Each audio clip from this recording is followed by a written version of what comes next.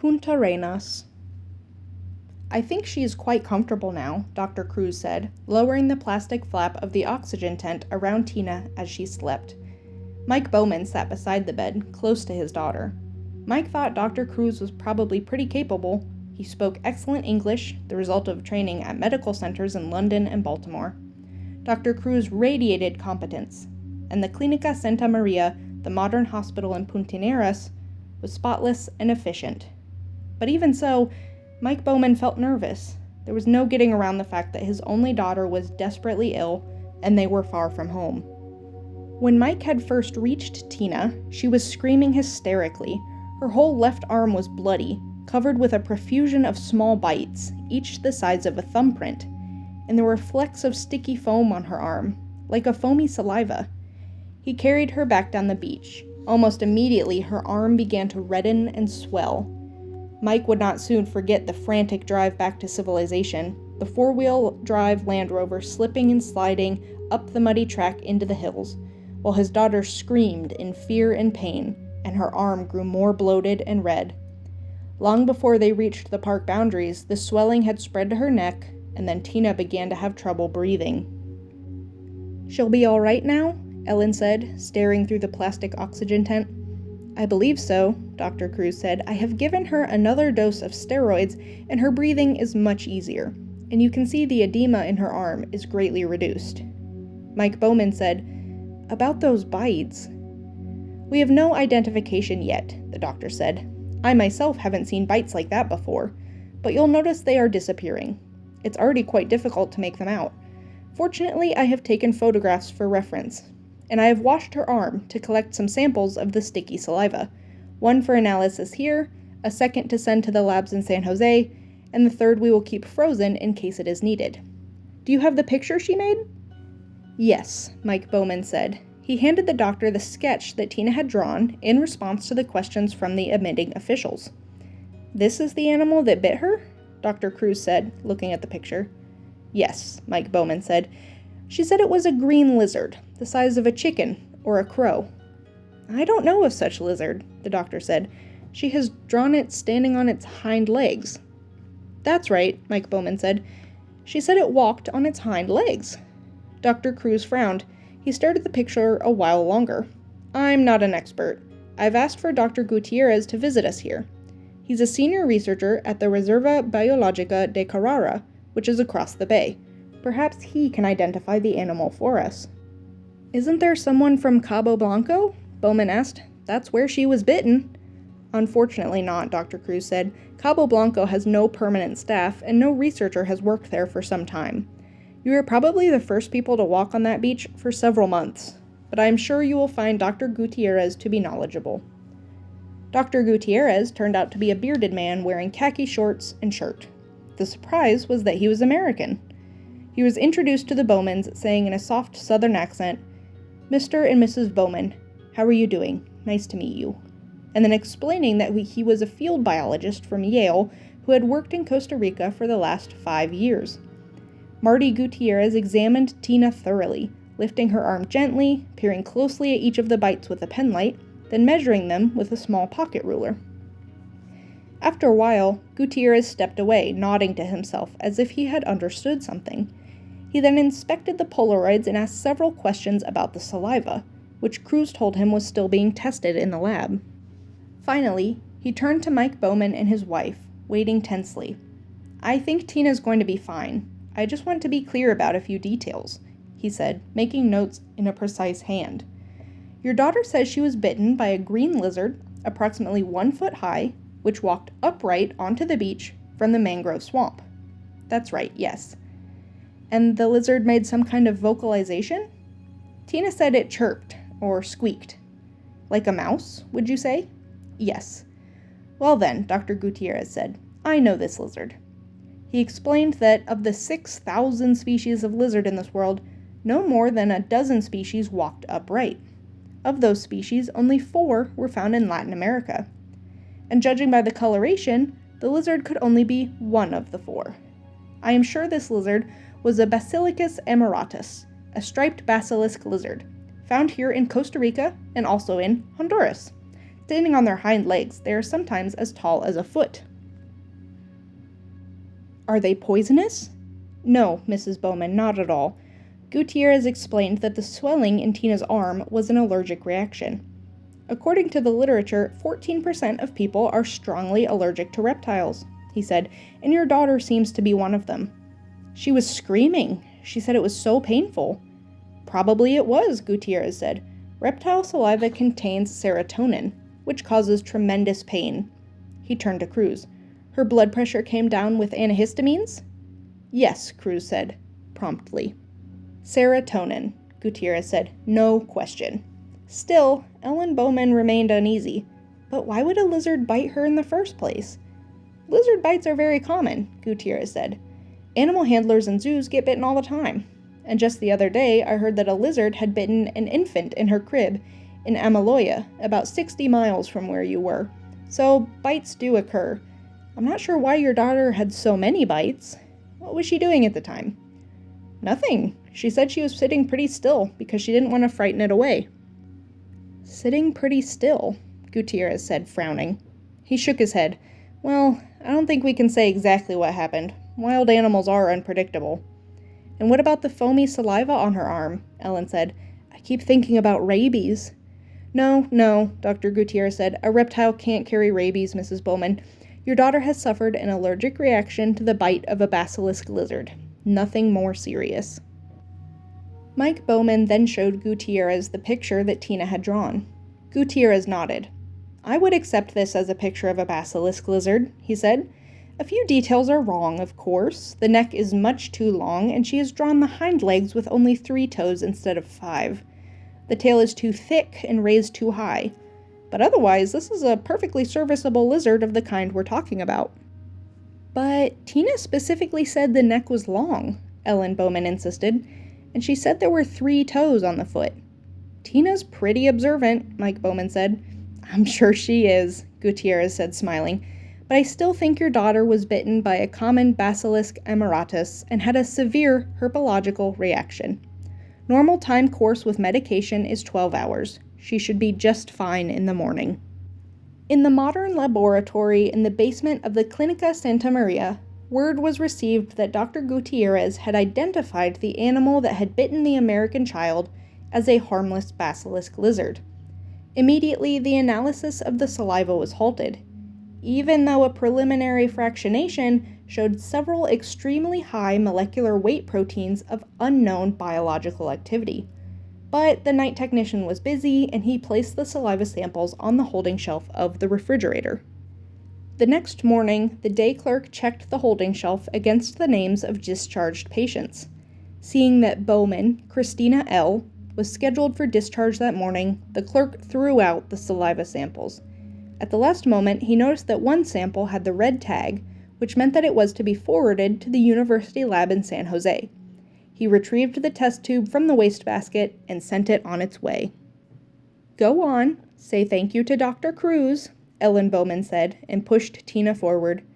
Thank you, Dr. Cruz, Tina said. I feel much better now. She reached up and shook the doctor's hand. Then she said, You have a different shirt. For a moment, Dr. Cruz looked perplexed. Then he smiled. That's right, Tina. When I work all night at the hospital, in the morning I change my shirt. But not your tie? No, just my shirt. Ellen Bowman said, Mike told you she's observant. She certainly is, Dr. Cruz smiled and shook the little girl's hand gravely. Enjoy the rest of your holiday in Costa Rica, Tina. I will.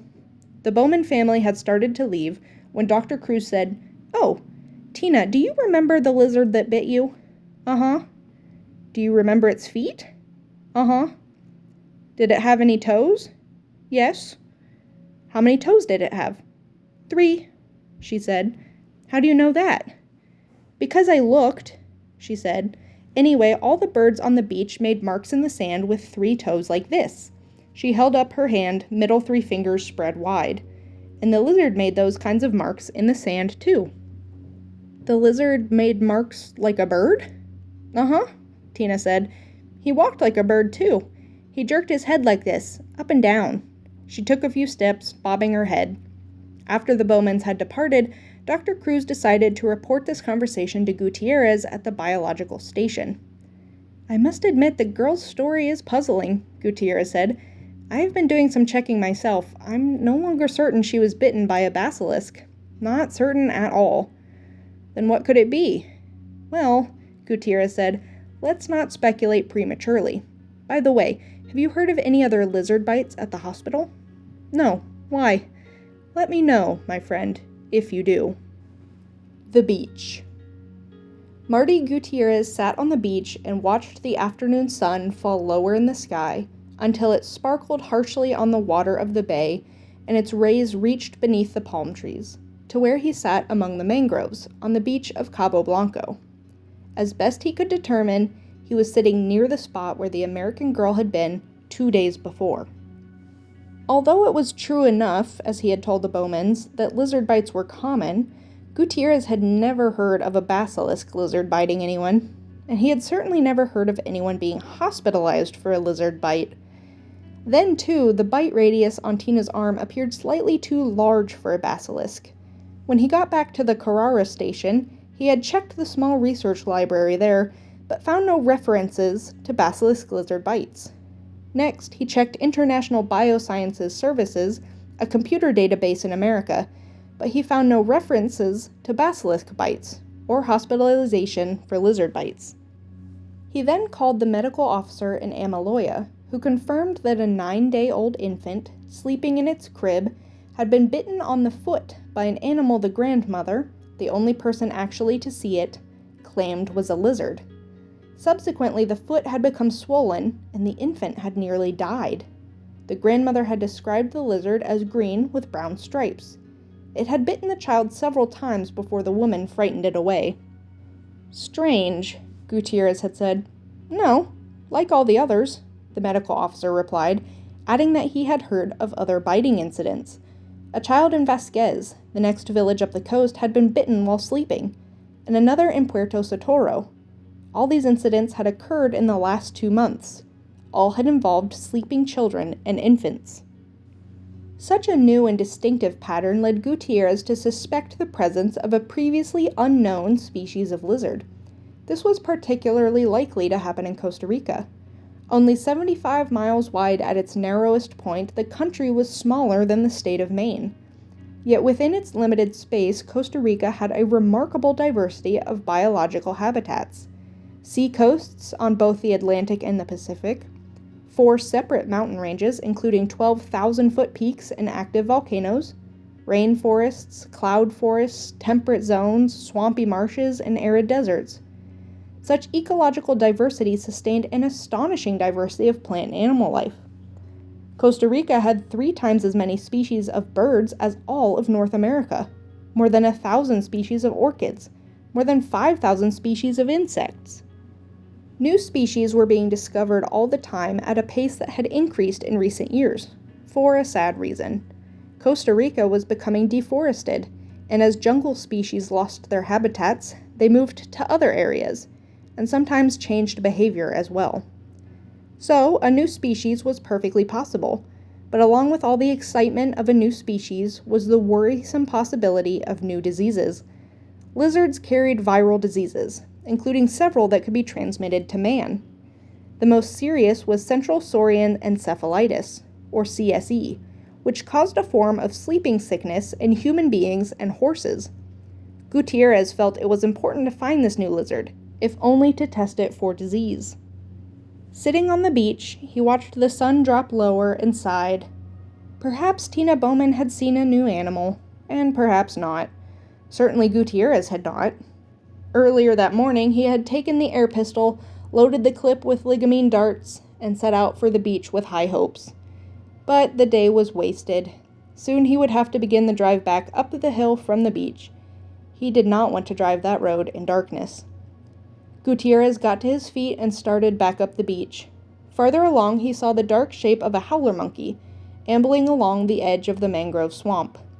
Gutierrez moved away, stepping out toward the water. If there was one howler, there would probably be others in the trees overhead, and howlers tended to urinate on intruders. But this particular howler monkey seemed to be alone, and walking slowly, and pausing frequently to sit on its haunches. The monkey had something in its mouth. As Gutierrez came closer, he saw it was eating a lizard. The tail and the hind legs drooped from the monkey's jaws. Even from a distance, Gutierrez could see the brown stripes against the green. Gutierrez dropped to the ground and aimed the pistol. The howler monkey, accustomed to living in a protected reserve, stared curiously. He did not run away, even when the first dart whined harmlessly past him. When the second dart struck deep in the thigh, the howler shrieked in anger and surprise, dropping the remains of its meal as it fled into the jungle. Gutierrez got to his feet and walked forward. He wasn't worried about the monkey. The tranquilizer dose was too small to give it anything but a few moments of dizziness. Already he was thinking of what to do with his new find. Gutierrez himself would write the preliminary report, but the remains would have to be sent back to the United States for final positive identification, of course. To whom should he send it? The acknowledged expert was Edward H. Simpson, emeritus professor of zoology at Columbia University in New York. An elegant older man with swept-back white hair. Simpson was the world's leading authority on lizard taxonomy. Probably, Marty thought, he would send his lizard to Dr. Simpson. New York. Dr. Richard Stone, head of the Tropical Diseases Laboratory of Columbia University Medical Center, often remarked that the name conjured up a grander place than it actually was. In the early 20th century, when the laboratory occupied the entire fourth floor of the Biomedical Research Building, crews of technicians worked to eliminate the scourges of yellow fever, malaria, and cholera. But medical successes and research laboratories in Nairobi and Sao Paulo had left the TDL a much less important place than it once was. Now, a fraction of its former size, it employed only 2 full-time technicians, and they were primarily concerned with diagnosing illnesses of New Yorkers who had traveled abroad. The lab's comfortable routine was unprepared for what it received that morning.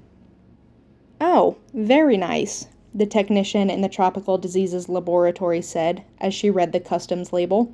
Partially masticated fragment of unidentified Costa Rican lizard.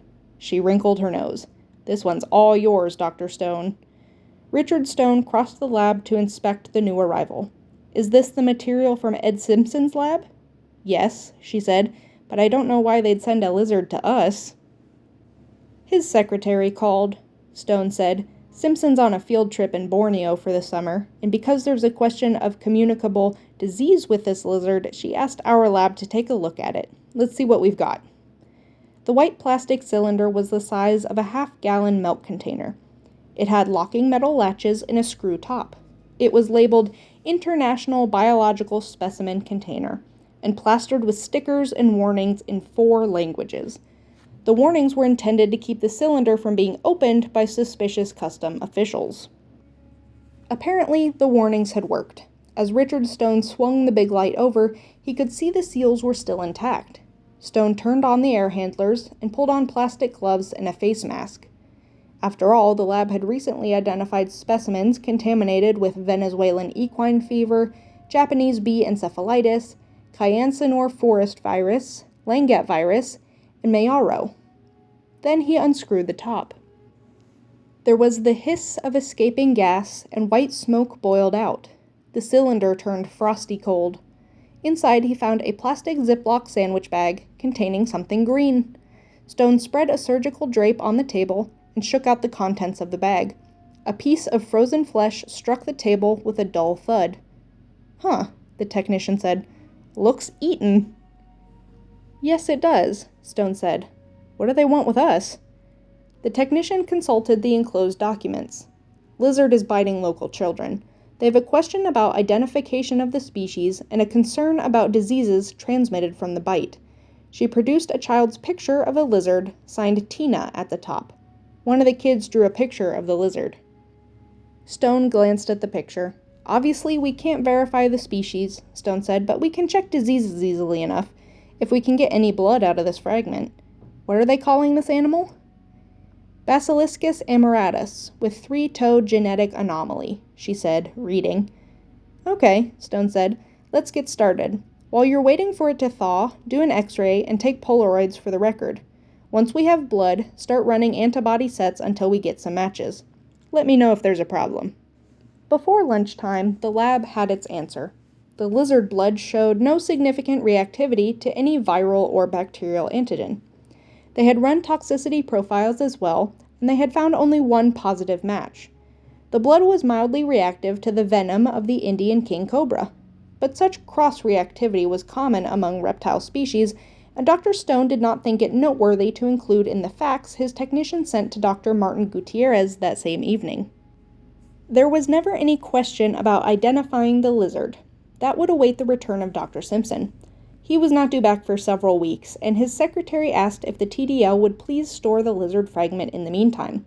Dr. Stone put it back in the Ziploc bag and stuck it in the freezer. Martin Gutierrez read the facts from the Columbia Medical Center Tropical Diseases Laboratory. It was brief. Subject: Basilicus amaratus with genetic anomaly, forwarded from Dr. Simpson's office. Materials: posterior segment, partially eaten animal. Procedures performed: X-ray, microscopic, immunological RTX for viral, parasitic, bacterial disease. Findings: no histologic or immunologic evidence for any communicable disease in man in this Basilicus amaratus sample. Signed, Richard A. Stone, MD, Director. Gutierrez made two assumptions based on the memo. First, that his identification of the lizard as a basilisk had been confirmed by scientists at Columbia University. And second, that the absence of communicable disease meant the recent episodes of sporadic lizard bites implied no serious health hazards for Costa Rica. On the contrary, he felt his original views were correct, that a lizard species had been driven from the forest into a new habitat and was coming into contact with village people. Gutierrez was certain that in a few more weeks, the lizards would settle down and the biting episodes would end. The tropical rain fell in great drenching sheets, hammering the corrugated roof of the clinic in Bahia and Osco. It was nearly midnight. Power had been lost in the storm, and the midwife Elena Morales was working by flashlight when she heard a squeaking, chirping sound. Thinking that it was a rat, she quickly put a compress on the forehead of the mother and went into the next room to check on the newborn baby. As her hand touched the doorknob, she heard the chirping again and she relaxed. Evidently, it was just a bird, flying in the window to get out of the rain. Costa Ricans said that when a bird came to visit a newborn child, it brought good luck. Elena opened the door. The infant lay in a wicker bassinet, swaddled in a light blanket, only its face exposed. Around the rim of the bassinet, 3 dark green lizards crouched like gargoyles. When they saw Elena, they cocked their heads and stared curiously at her, but did not flee. In the light of her flashlight, Elena saw the blood dripping from their snouts. Softly chirping, one lizard bent down and, with a quick shake of its head, tore a ragged chunk of flesh from the baby. Elena rushed forward, screaming, and the lizards fled into the darkness. But long before she reached the bassinet, she could see what had happened to the infant's face, and she knew the child must be dead. The lizards scattered into the rainy night, chirping and squealing, leaving behind only bloody 3-toed tracks, like birds. The shape of the data. Later, when she was calmer, Elena Morales decided not to report the lizard attack. Despite the horror she had seen, she began to worry that she might be criticized for leaving the baby unguarded. So she told the mother that the baby had asphyxiated, and she reported the death on the form she sent to San Jose as SIDS, Sudden Infant Death Syndrome. This was a syndrome of unexplained death among very young children. It was unremarkable, and her report went unchallenged. The university lab in San Jose that analyzed the saliva sample from Tina Bowman's arm made several remarkable discoveries. There was, as expected, a great deal of serotonin. But among the salivary proteins was a real monster, molecular mass of 1,980,000, one of the largest proteins known. Biological activity was still under study, but it seemed to be a neurotoxic poison related to cobra venom, although more primitive in structure. The lab also detected trace quantities of the gamma-amino methionine hydrolase. Because this enzyme was a marker for genetic engineering and not found in wild animals, technicians assumed it was a lab contaminant and did not report it when they called Dr. Cruz, the referring physician in Punta Arenas. The lizard fragment rested in the freezer at Columbia University, awaiting the return of Dr. Simpson, who was not expected for at least a month.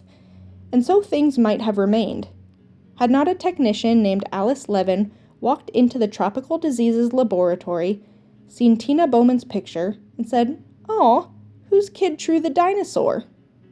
"What?" Richard Stone said, turning slowly toward her. "The dinosaur? Isn't that what it is? My kid draws them all the time." "This is a lizard," Stone said, "from Costa Rica. Some girl down there drew a picture of it." "No," Alice Levin said, shaking her head. "Look at it. It's very clear. Big head, long neck, stands on its hind legs, thick tail. It's a dinosaur." "It can't be. It was only a foot tall." "So? There were little dinosaurs back then," Alice said. "Believe me, I know. I have 2 boys. I'm an expert. The smallest dinosaurs were under a foot. A Teenosaurus or something, I don't know. Those names are impossible. You'll never learn those names if you're over the age of 10. "You don't understand," Richard Stone said. "This is a picture of a contemporary animal. They sent us a fragment of the animal. It's in the freezer now." Stone went and got it and shook it out of the baggie. Alice Levin looked at the frozen piece of leg and tail and shrugged. She didn't touch it. "I don't know," she said, "but that looks like a dinosaur to me." Stone shook his head. "Impossible." "Why?" Alice Levin said. "It could be a leftover or a remnant or whatever they call them." Stone continued to shake his head. Alice was uninformed. She was just a technician who worked in the bacteriology lab down the hall, and she had an active imagination. Stone remembered the time when she thought she was being followed by one of the surgical orderlies. "You know," Alice Levin said, "if this is a dinosaur, Richard, it could be a big deal." "It's not a dinosaur." "Has anybody checked it?" "No," Stone said. "Well, take it to the Museum of Natural History or something," Alice Levin said. "You really should." "I'd be embarrassed." "You want me to do it for you?" she said. "No," Richard Stone said, "I don't." "You're not going to do anything?" "Nothing at all." He put the baggie back in the freezer and slammed the door. "It's not a dinosaur. It's a lizard. And whatever it is, it can wait until Dr. Simpson gets back from Borneo to identify it. That's final, Alice. This lizard's not going anywhere."